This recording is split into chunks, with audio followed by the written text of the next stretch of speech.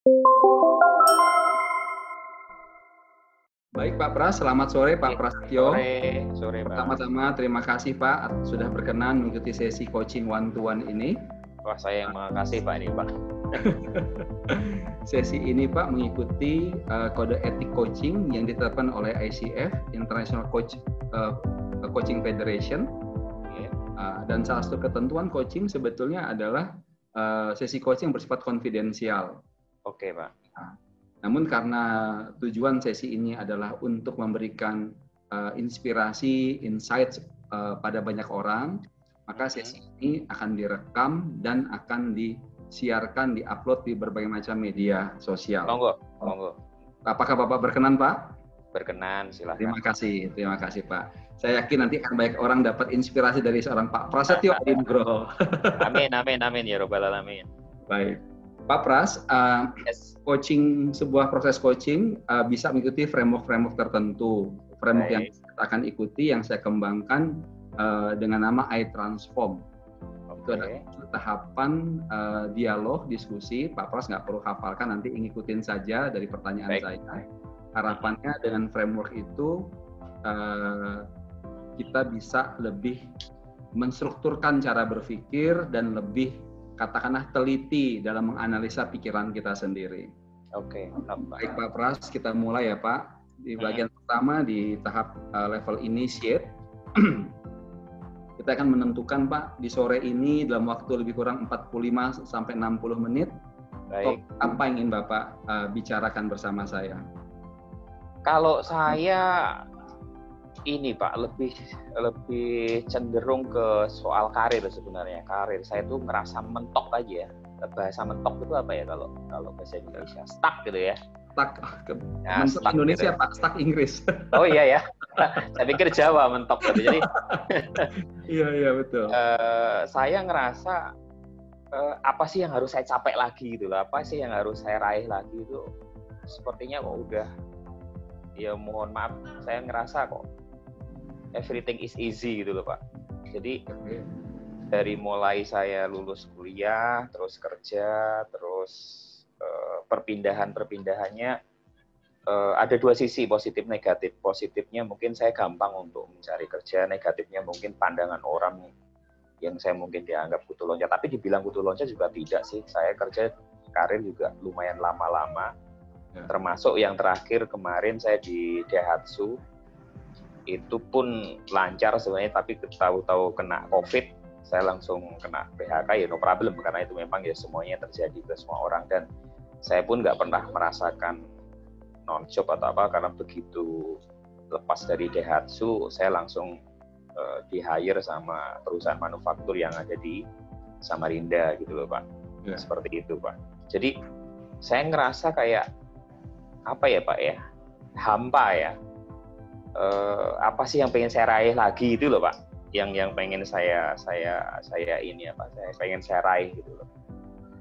Itu sih Pak, challenge saya di diri saya itu kayaknya perlu harus dihajar jeger, sehingga saya ada sesuatu yang harus saya raih dan saya harus kerja keras banget gitu loh Pak. Seperti itu Pak. Baik Pak Pras, izin saya coba merangkum apa yang Bapak sampaikan tadi, dan nanti Bapak bisa memperjelas. Tadi pertama Bapak katakan karir Bapak itu mentok atau stuck. Kedua, Bapak bilang bahwa Bapak tidak sulit mencari pekerjaan. Betul. Yang ketiga, Bapak tuh bertanya, ini yang harus saya capai itu apa lagi? Iya. Terus yang keempat, Bapak merasa hampa. Betul Pak. Ini kelihatannya ada 4 aspek ini Pak. Betul. Ada 4 aspek karir yang mentok, artinya Bapak berbicara ingin mencari tahu karir berikutnya buat Bapak apa, atau Bapak ingin mencari tahu apa yang harusnya Bapak lakukan saat ini untuk membuat hidup Bapak lebih bermakna, tidak hampa. Betul. Yang mana ini Pak? Jadi sekedar tambahan, jadi saya karir itu hampir 20 tahun, itu ada di satu passion Pak, itu di sales dan marketing Pak. Baik. Dan saya, untuk informasi Bapak juga, per besok tanggal 30, saya memutuskan untuk resign Pak dari Samarinda, dari perusahaan manufaktur. Baik. Karena saya join dengan perusahaan shipping Salam di Surabaya, gitu loh Pak. Ini per tanggal 5 Oktober saya banting setir ke di luar yang selama ini menjadi expert saya di sales and marketing. Jadi benar-benar new passion Pak. Dalam hal ini adalah di Kaizen atau continuous improvement. Baik. Ini semacam saya pribadi semacam taruhan atau semacam high risk yang saya ambil. Tapi ini harus saya lakukan karena apa? Saya ngerasa selama ini waktu 20 tahun di dunia sales saya udah meraih apa yang orang mau bilang apa sih? Mau pendidikan saya udah menyelesaikan pasca sarjana. Orang mau keluar negeri kemanapun saya udah semua. Mau ibadah ke tanah suci saya udah semua. Jadi di karir sales saya tuh kerasa tidak ada lagi challenge gitu loh Pak. Nah ini dalam sebulan terakhir saya memutuskan dan kebetulan ada big company di Surabaya.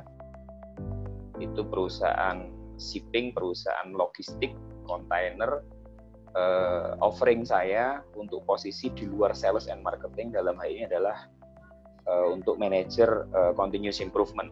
Dan saya bilang ini high risk perjudian yang saya harus lakukan untuk ini Pak, tidak hampa lagi Pak hidup saya. Kayak gitu. Mungkin saya udah pernah jelaskan di email kalau nggak salah ya. Baik, baik. Seperti itu Pak. Pak Pras, Yes. mungkin saya perlu mendengar lebih banyak lagi dari Bapak ini, karena tadi Bapak mengawali dengan Bapak merasa karir Bapak mentok, tidak tahu mau mencapai apa lagi, namun baru saja Bapak sampaikan bahwa Bapak baru saya melakukan turnaround, ya? Ya, betul. Besar dari berkarir selama 20 tahun di bidang sales and marketing, sekarang masuk ke sebuah perusahaan dan memegang bidang yang baru, Kaizen, tentang improvement. Betul. Bagaimana Bapak menjelaskan perubahan karir yang cukup dahsyat ini dengan pernyataan Bapak sebelumnya yang mengakui bahwa karir Bapak mentok? Nah, ini saya kan ngambilnya stepnya dengan waktu, Pak. Saya coaching Bapak kan ini tanggal 29 September ya. Nah, ini berarti kan posisi saya secara profesional kerja, saya masih ada di perusahaan manufaktur, dalam hal ini masih di passion saya di sales and marketing, seperti itu. Cuma for your information, per tanggal 5 hari Senin Oktober, saya memutuskan untuk join ke new company dengan new passion, seperti itu Pak. Nih, saya menjelaskannya ke Bapak apakah harus satu bahasa atau gimana, saya belum tahu, karena saya berpikir saya coaching dengan Bapak, posisi saya masih di sales and marketing gitu loh Pak. Oke. Seperti itu. Bapak sempat mengatakan bahwa ini adalah sebuah pertaruhan besar, high risk. Betul. Ya. Nah, apakah karena memang betul Bapak pertanggal ini masih di perusahaan yang lama? Betul. Namun faktanya bahwa Bapak juga sudah punya pekerjaan baru meskipun belum memulai, betul ya? Betul Pak, betul. Dan kalau tadi saya tangkap, Bapak mengatakan ada rasa khawatir mungkin dengan kata-kata high risk tadi.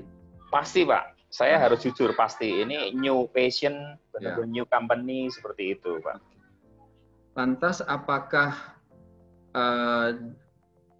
topik yang mau kita angkat, yang mau kita bahas ini tentang karir yang mentok, atau perubahan karir yang membuat rasa khawatir?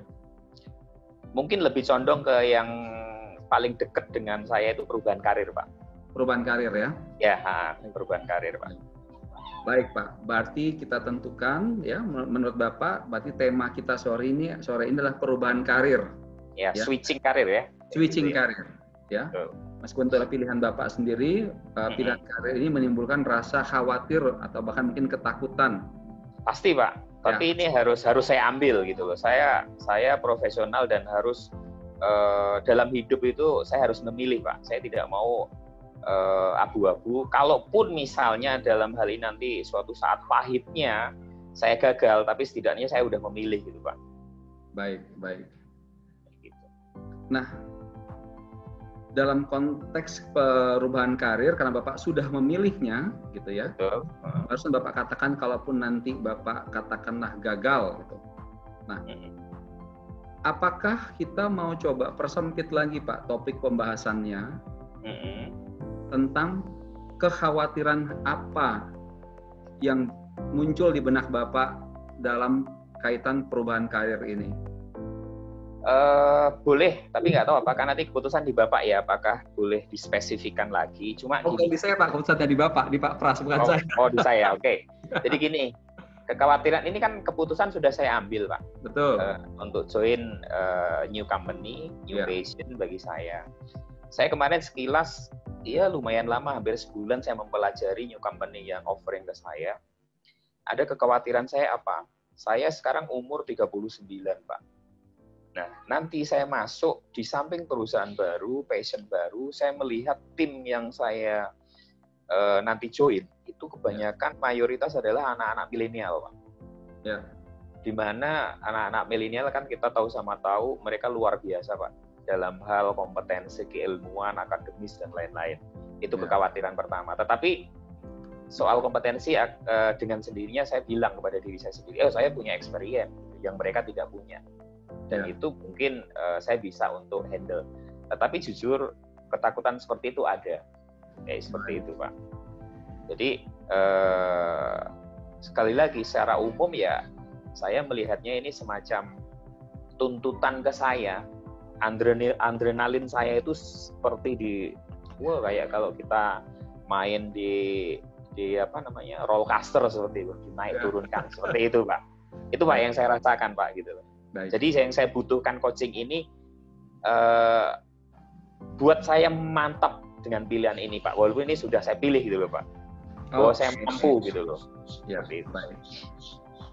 Ini jadi tambah mengerucut, bagus sekali. Jadi bahkan Bapak baru mengatakan Bapak punya kekhawatiran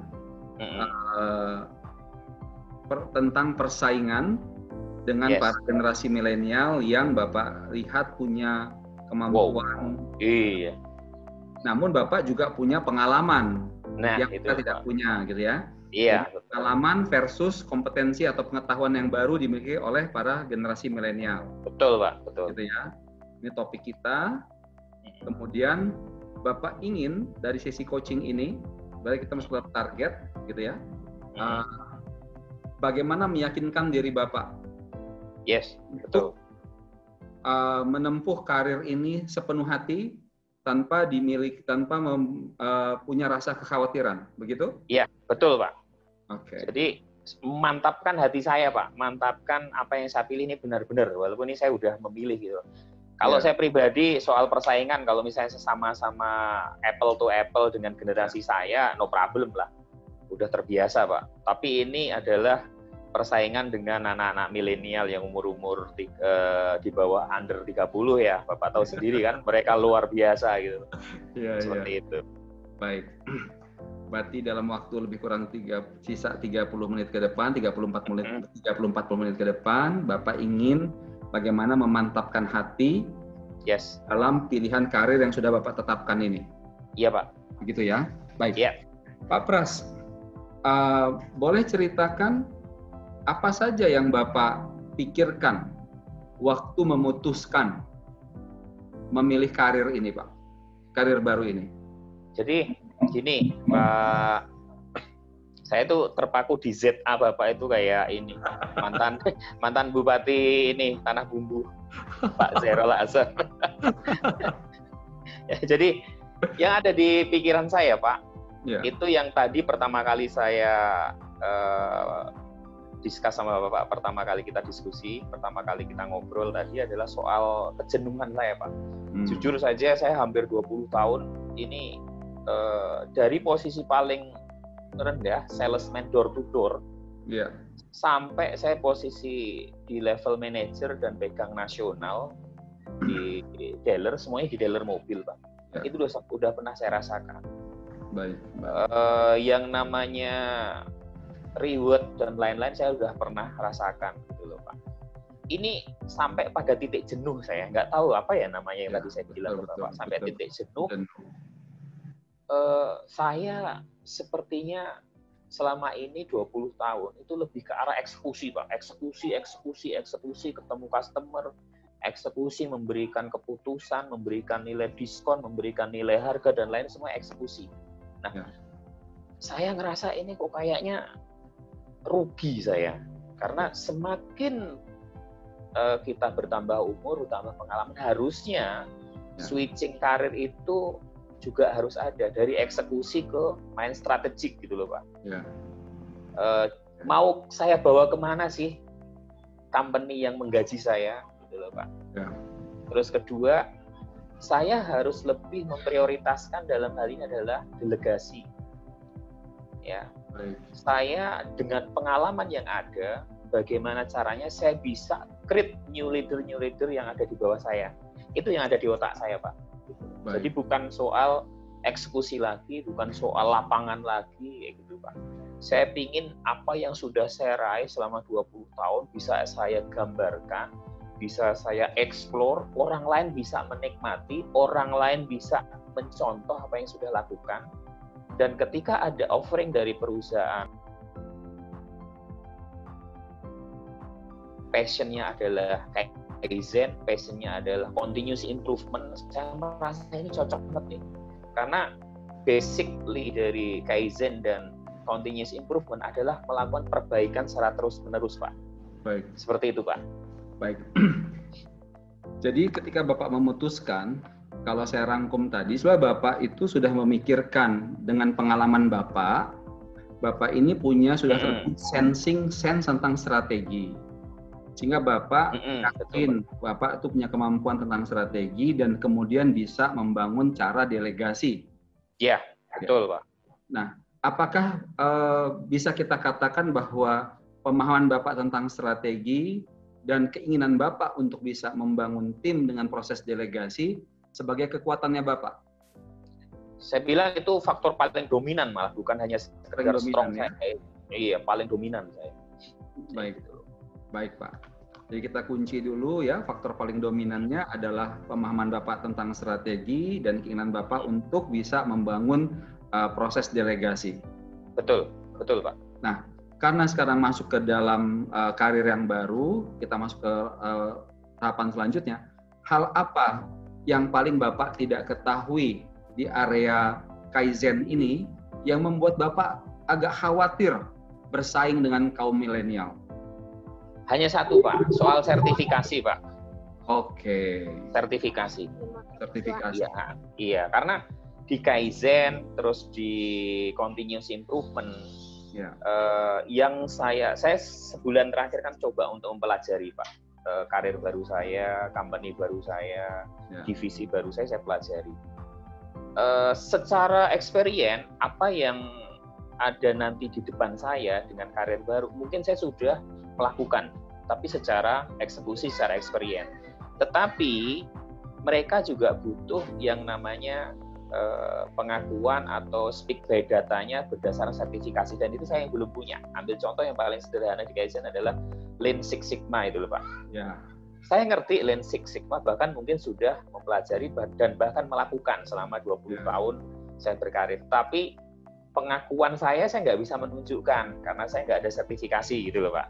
Betul. Seperti itu ambil contoh kecil. Baik. Ada yang namanya green belt. Nah, black belt gitu. Betul. Secara eksekusi mungkin saya udah jalankan tanpa saya sadari di 20 tahun karir saya, tetapi pasti kan yang namanya pemahaman seperti itu di perusahaan besar kan pasti juga ada butuh sertifikasi kan. Nah, itu yang saya belum bisa. Ini kekhawatiran saya nggak tahu dari pihak company yang saya nanti akan merapat, pasti mereka support gitu. Bahkan nanti calon atasan saya juga bilang, namanya Pak Anghari itu, jangan khawatir Pak, kita nanti support total, Bapak belajar dan lain-lain kita support total gitu loh. Seperti itu. Pak, ini menarik sebetulnya. Bapak punya kekhawatiran tentang sertifikasi. Pada waktu bersamaan, Bapak juga sudah dapat konfirmasi dari atasan, calon atasan, gitu ya. Betul. Bahwa Bapak disupport untuk bisa belajar dan melakukan itu, mendapatkan sertifikasi. Betul, Pak. Ya. Betul. Ceritakan lebih jauh, Pak. Apalagi yang membuat Bapak khawatir kalau begitu dalam proses pengambilan sertifikasi ini? Kalau saya lebih ke arah umur, Pak. Yang kembali tadi saya bilang ke Bapak, Yeah. Soal umur ini, saya nggak tahu ini kekhawatiran diri sendiri, mungkin berbeda pandangan dengan orang.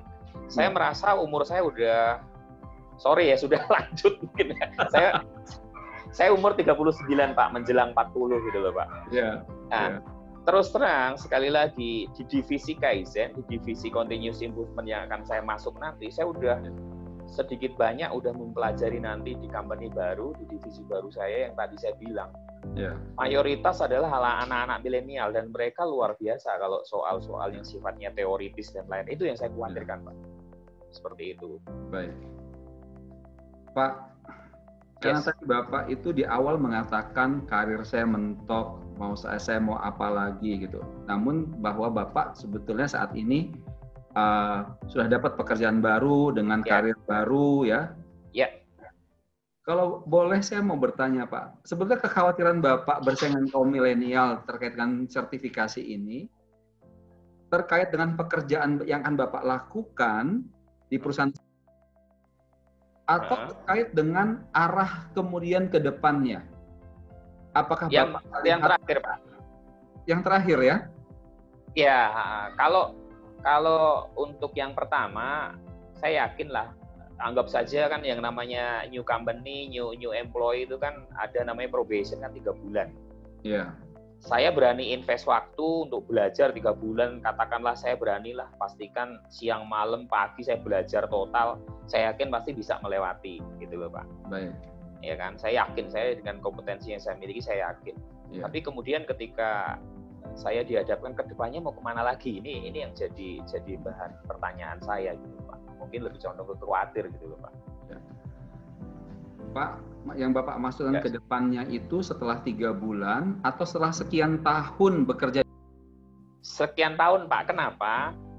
Karena basic saya, sekali lagi Pak, saya 20 tahun di sales and marketing dan satu industri dalam hal ini adalah mobil Pak. Mobil dan manufaktur. Ya. Jadi spesifiknya di satu bidang gitu loh Pak. Ya. Ini kan benar-benar baru gitu loh Pak. Ya. Ini yang apakah saya perlu harus 20 tahun lagi untuk menyesuaikan dalam arti saya join ke saya dianggap sebagai anak yang baru lahir atau saya harus menyesuaikan lagi penyetaraan atau seperti apa, itu yang saya khawatirkan Pak. Kalau saya harus dari baru lagi berarti kan saya butuh 20 tahun lagi Pak. Seperti itu. Baik. Jadi kalau boleh saya rangkum per saat ini, Bapak ini punya kekhawatiran apakah dalam jangka waktu tertentu, katakanlah setelah melampaui masa probation 3 bulan, yakin akan melewati itu, dalam waktu sekian tahun ke depan, Bapak itu belum yakin apakah ini akan menjadi karir Bapak seterusnya. Bahkan kalau bisa, apakah ini jadi karir saya yang terakhir, Pak? Terakhir, iya. Kayak gitu, Pak. Dan seperti itu. Untuk bisa Bapak lebih yakin bahwa ini menjadi karir Bapak yang terakhir, terlepas dari Bapak sudah punya pengalaman, Bapak ada kekhawatiran tetap ada dalam proses sertifikasi ini, karena sebagai sebuah uji coba betul-betul nggak Bapak menguasai bidang ini, begitu? Yes Pak, betul sekali, tepat sekali. Baik Pak, ketemu berarti kita ya, jadi permasalahan Bapak. Tahap lanjutan Pak, kalau begitu menurut Pak Pras, apa yang perlu Bapak lakukan untuk bisa memastikan Bapak menguasai bidang ini dalam jangka waktu tertentu di masa depan? Apa saja yang perlu Bapak lakukan? Sebelum saya menjawab pertanyaan itu, Pak, saya sedikit cerita ke Bapak. Mungkin Bapak tadi juga sudah bisa merangkum atau summary apa yang saya katakan. Ya. Saya orang yang terbiasa kerja dengan terplanning, Pak. Basic saya di Astra Internasional. Jadi dari pertama kali saya keluar kuliah masuk ke Astra, saya masuknya ke MT, Management Training. Jadi di MT Astra itu kita dipersiapkan segala sesuatu yang menjadi pekerjaan kita harus persiapkan dengan matang. Baik. Karena itu pertama. Terus kedua, termasuk karir saya yang 20 tahun, ketika saya mau switching karir, saya juga udah terbiasa dengan sendirinya. Saya benar-benar pindah kerja, saya harus dapat penggantinya. Itu udah saya lakukan. Nah, ini nyambung ke pertanyaan Bapak, apa sih yang harus saya persiapkan? Saya dalam hal ini, Pak, dalam waktu sebulan terakhir, inisiatif sendiri, karena divisi yang saya pegang nanti adalah Kaizen, Continuous Improvement, saya mencoba untuk inisiatif sendiri. Satu, saya mempelajari apa sih yang akan menjadi tanggung jawab job desk saya nanti di baik divisi Kaizen dan Continuous Improvement. Yang kedua, Pak, saya keluar biaya sendiri untuk ya semacam kursus lah yang tadi sempat kita diskusi ya. Betul. Semacam kursus untuk Lean Six Sigma, Pak. Itu saya semacam kursus sendiri internal, pakai duit sendiri. Saya harus benar-benar prepare untuk karir baru saya. Dan yang ketiga, Pak, saya coba untuk bertemu dengan orang-orang yang saya anggap mampu, saya anggap ngerti dengan divisi saya yang baru tadi, Pak. Di LinkedIn saya coba untuk connect dengan orang-orang yang saya pikir saya bisa bantu saya ikut yang namanya Zoom seperti ini, termasuk dengan salah satunya dengan Bapak saya lakukan. Untuk apa? Untuk persiapan nanti supaya saya tidak jadi orang yang terkaget-kaget ketika masuk dulu, Pak. Itu yang saya lakukan, Pak. Baik. Luar biasa ya, Bapak sudah melakukan, bukan hanya mau melakukan, Bapak sudah melakukan 3 hal yang perlu dilakukan. Iya, betul. Ya. Lantas apa yang Bapak masih rasa kurang sehingga masih membuat Bapak khawatir? Ya ini tadi, secara psikologis, jujur saja ini switching, Pak. Yang paling basic itu yang saya khawatirkan adalah apakah saya mampu? Karena 20 tahun saya berkarir itu hanya di satu divisi, sales and marketing, di satu bidang company yaitu manufaktur dan otomotif. Sekarang banting setir ke yang sifatnya totally theory talk ya. Terus kedua, bidang usaha yang lain, company yang lain, seperti itu, Pak. Ya, baik. Jadi ini pertanyaan yang sangat mendasar bagi siapapun yang cenderung berpikir secara holistik dan dalam ya, Pak. Ya. Jadi terlepas dari apa yang Bapak sudah lakukan, mempelajari tanggung jawab nanti, ikut kursus, networking dengan orang-orang yang paham dengan Six Sigma. Betul. Namun tetap ada keraguan. Ya, betul. Karena selama 20 tahun Bapak di dalam industri yang sama dan pada bidang pekerjaan yang sama. Betul sekali, Pak, tepat. Sekarang switching sesuatu yang baru. Terlepas sudah nyiapin semua peralatan tempur nih. Betul. Ada rasa khawatir. Ya. Baik. Sekarang kita masuk ke tahap lanjutan, Pak. Dalam waktu 3 bulan ke depan, apa saja tindakan yang Bapak bisa lakukan lainnya? Ya, selain yang 3 tadi. Ya. Yang akan meningkatkan keyakinan Bapak atau menurunkan tingkat kekhawatiran. Oke. Jadi saya sudah mempersiapkan seminggu terakhir ini, Pak. Seminggu terakhir ini saya sudah korek-korek cari tahu siapa sih nanti yang menjadi tim saya, siapa sih nanti yang menjadi atasan saya. Baik lewat secara digital dalam platform LinkedIn saya cek, dalam platform Facebook saya cek orangnya siapa yang jadi di tim saya, yang nanti jadi atasan saya. Itu saya coba cek semua, Pak. Terus kedua saya coba untuk menjalin komunikasi dengan mereka. Baik. Terus yang ketiga, saya kan nanti pada saat join di Spill di Surabaya, saya kan pasti kos, Pak, dari kantor menyiapkan kos. Nah, pada saat untuk kos ini, hidup kos ini, saya spesifik, saya mencoba untuk cari kos dengan orang yang satu divisi, Pak. Dengan maksud adalah saya mencoba untuk cari ilmunya, menyamakan bahasa, frekuensi dengan satu divisi saya yang kebetulan satu kos. Dan alhamdulillah sih udah dapet, Pak. Saya tanggal 4 Oktober saya merapat Surabaya. Tempat kos saya juga satu kos dengan teman satu divisi, satu level, dan itu sudah saya dapatkan. Nah, ada 3 hal tersebut yang sudah saya lakukan. Saya berharap sih 3 hal tersebut akan mengurangi, meminimais lah minimal, Pak ya, kekhawatiran saya apakah saya nanti mampu atau tidak untuk di industri baru, di divisi baru ini, Pak. Gitu loh, Pak. Baik. Tadi Bapak mengatakan tamat kuliah ikut program manajemen trainee di Astra, ya? Iya, itu saya kira one of the best program manajemen trainee, ya. Betul, Pak. Saya kenal banyak orang yang lebih memilih meskipun katanya gajinya lebih rendah, lebih memilih ikut manajemen training di Astra, mengingat konsep dan program pendidikan yang luar biasa. Betul Pak. 20 tahun Bapak bekerja, tidak pernah kesulitan untuk mendapatkan pekerjaan baru kalau harus pindah dari tempat yang lama. Iya. Nah, pertanyaan saya begini Pak, buat seorang Prasetyo, alat ukur apa yang Bapak pakai selama mengikut manajemen trainee sampai di titik ini? Alat ukur apa yang Bapak pakai buat diri Bapak sendiri untuk meyakinkan bahwa Bapak puas atas performa atau kinerja Bapak? Saya punya standar target sendiri Pak dalam segala hal.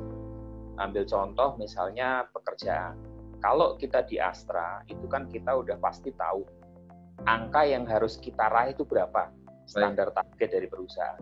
Ya. Dan saya, satu hal yang saya pegang dari Astra itu ada satu kalimat yang sampai saat ini saya pegang. Namanya target itu bukan untuk diraih, tetapi dilewati. Itu ukuran saya. Ya. Jadi target, kita di target 10. Saya nggak harus mencapainya, berusaha mencapainya nggak, tetapi satu hal, dari target 10 saya harus melewatinya. Kayak gitu. Itu yang saya pegang sampai sekarang, itu sangat membekas dari saya. Nah, ukuran yang Bapak tanyakan, ya sesederhana itu. Kalau misalnya kita bicara soal target, tingkat kesuksesan yang saya ambil kata sukses, berarti saya bisa melewatinya, Pak. Selama saya tidak melewatinya, berarti saya belum sukses. Katakanlah cuma 100%, itu berarti saya belum sukses, Pak. Seperti itu, Pak. Baik. Sesederhana itu sih, Pak, kalau saya untuk ukuran sukses. Dan target ini selain dikaitkan dengan angka-angka tertentu, betul, juga biasa dikaitkan dengan waktu ya, Pak? Betul ya? Betul. Ada time limit. Ada time limit. Pak, sejauh hypothetically, secara hipotetis, minimum menurut Pak Prasetyo, berapa tahun Bapak akan menetap di? Minimal paling tidak, kalau secara histori, pekerjaan paling sedikit waktunya yang saya jalankan itu 1 tahun 9 bulan, itu pun karena saya kena COVID, Pak. Karena kebijaksanaan COVID. Sebenarnya sih, kalau nggak ada COVID, nggak ada masalah. Tetapi waktu itu terakhir saya di Daihatsu, sedikit cerita. Begitu ada COVID, kebijaksanaan perusahaan adalah karyawan yang di bawah 2 tahun dihabisin semua, gitu Pak. Kalau saya nggak ada COVID, ya nggak ada masalah. Nah, standar saya itu, jadi paling tidak, di skill saya minimal harus 2 tahun. Dari 2 tahun tersebut, saya nanti akan memutuskan apakah ini saya lanjut sampai karir tertinggi saya di atau saya harus cari tantangan baru, Pak. Itu nanti setelah 2 tahun. Ya.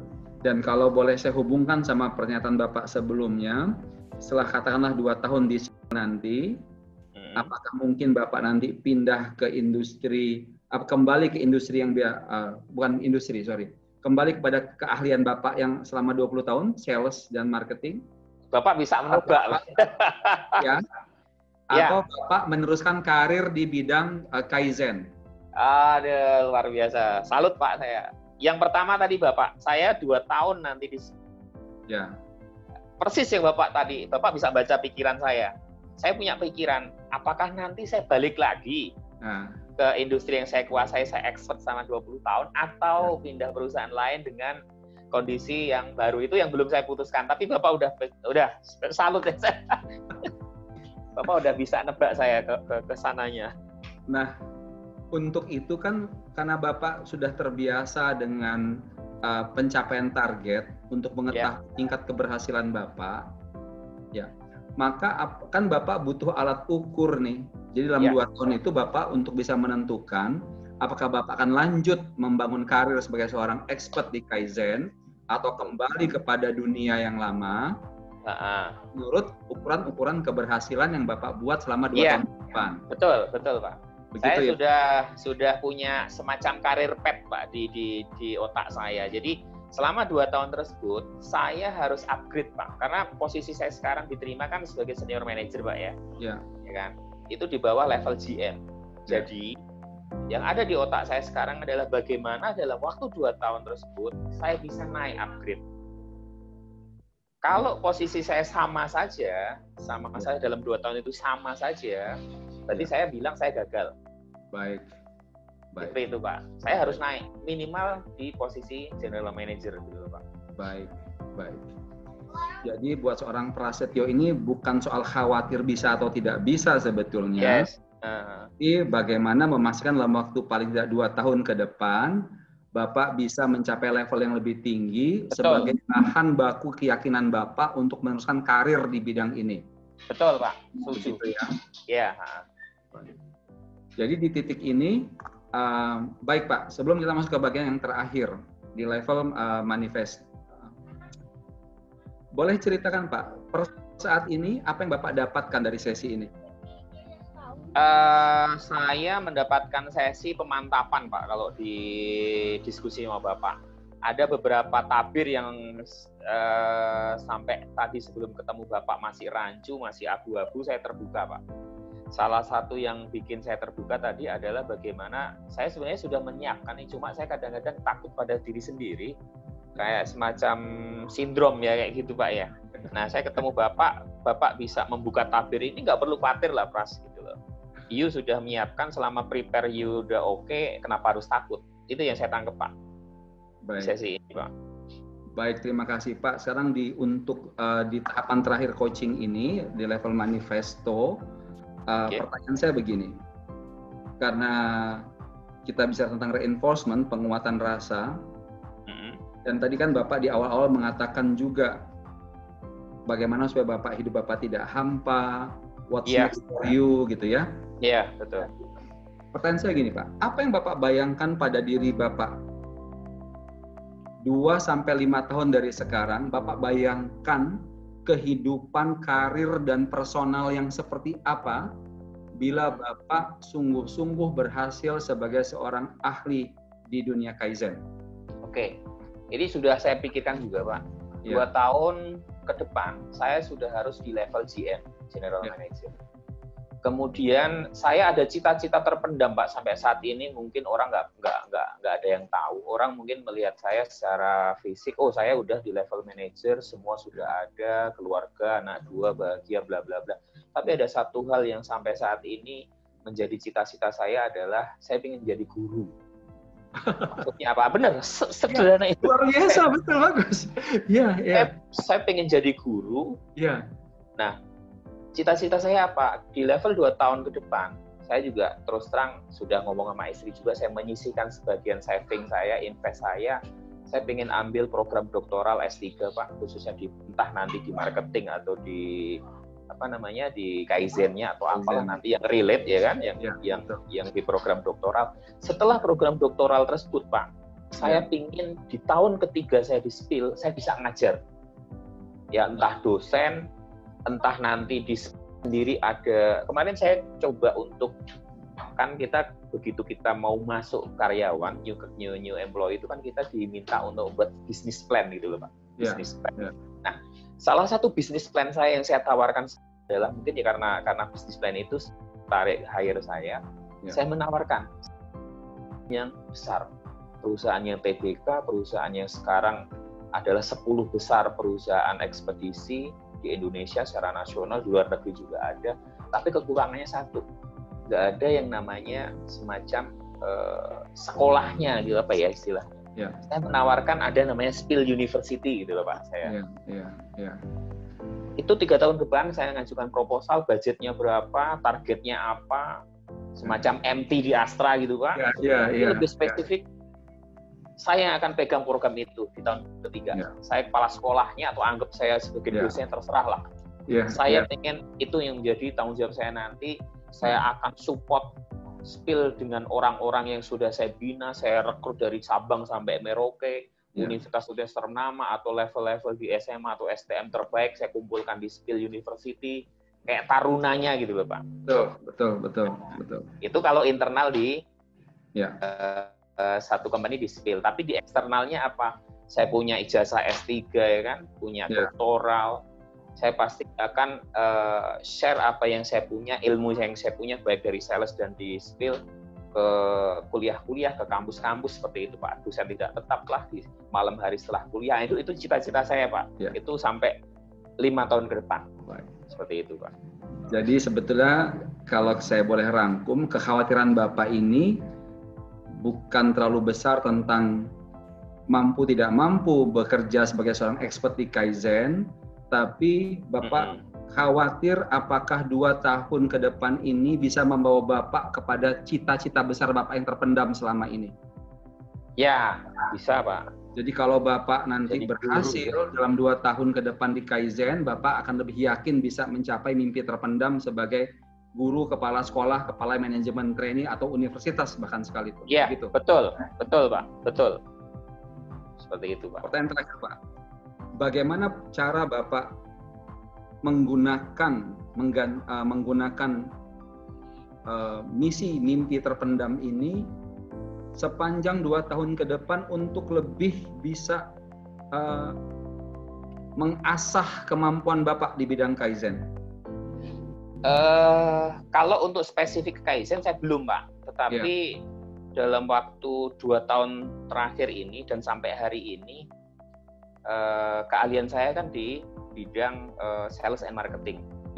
Saya hampir seminggu 2 kali 3 kali saya diundang untuk memberikan semacam training online seperti inilah Pak. Baik. Lebih spesifik ke sales dan marketing.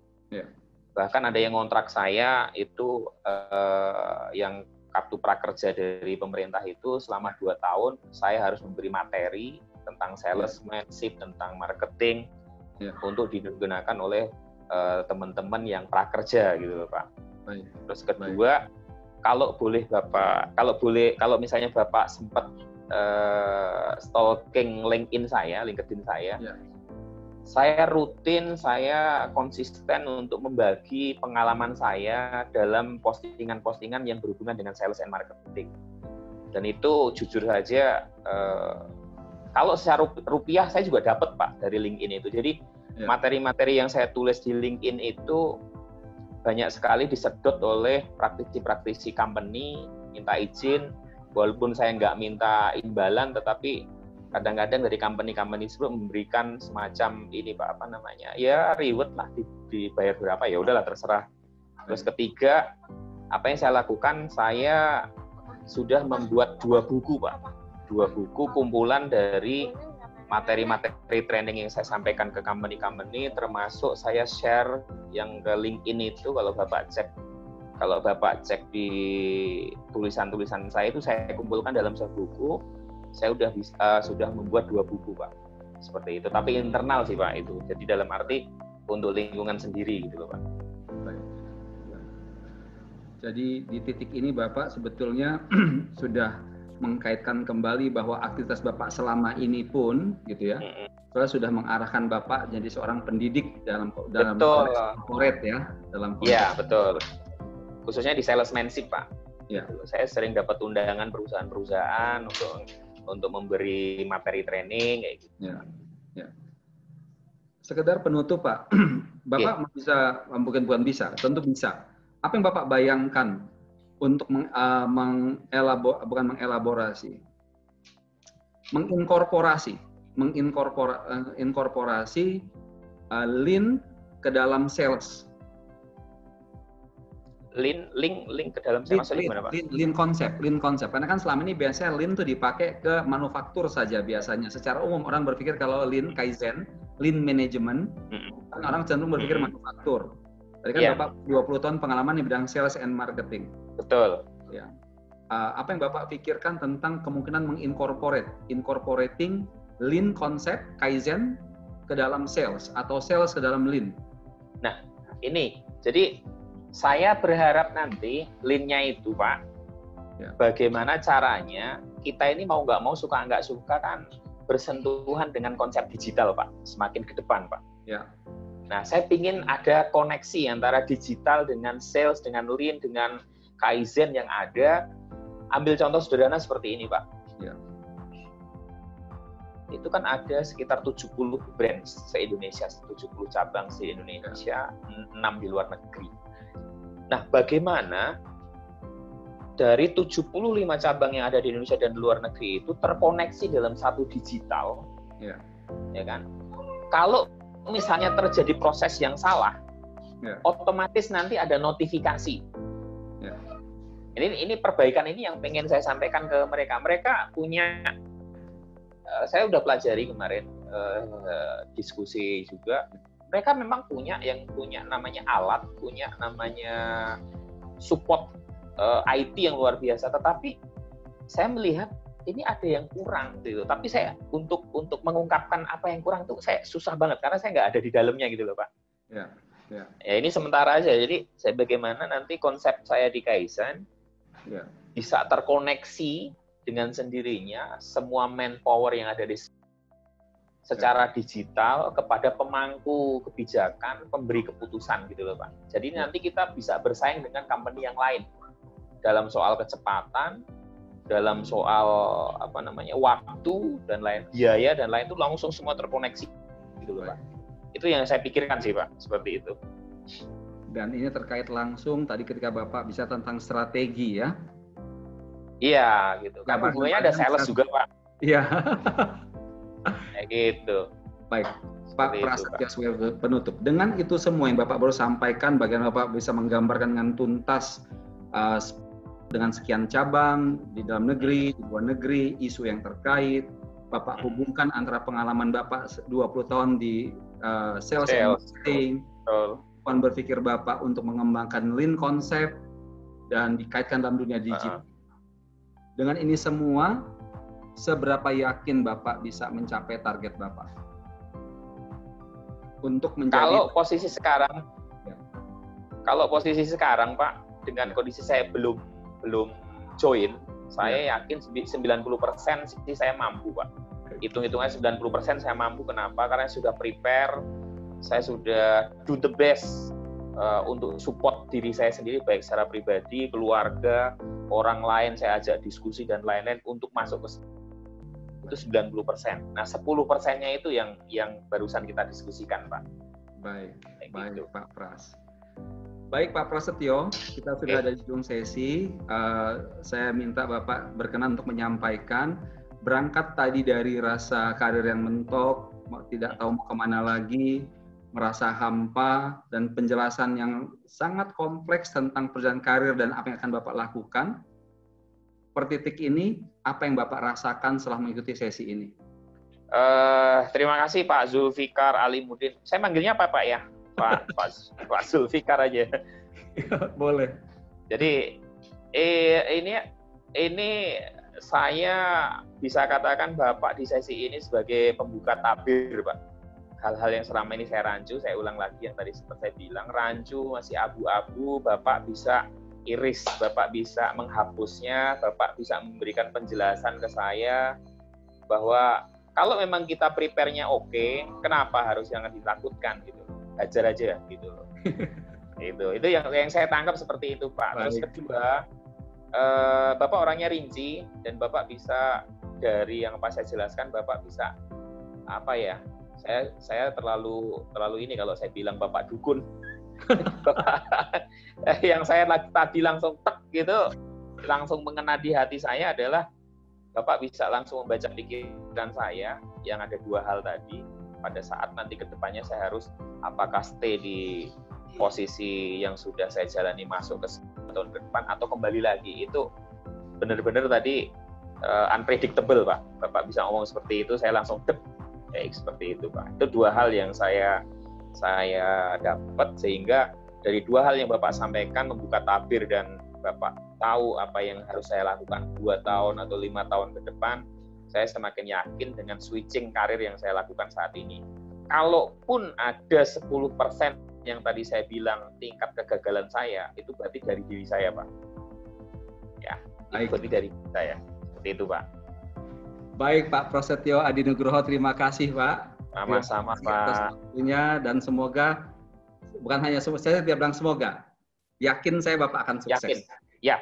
Saya makin yakin Pak. Saya makin yakin. Ini Bapak buka paradigma saya untuk berhasil.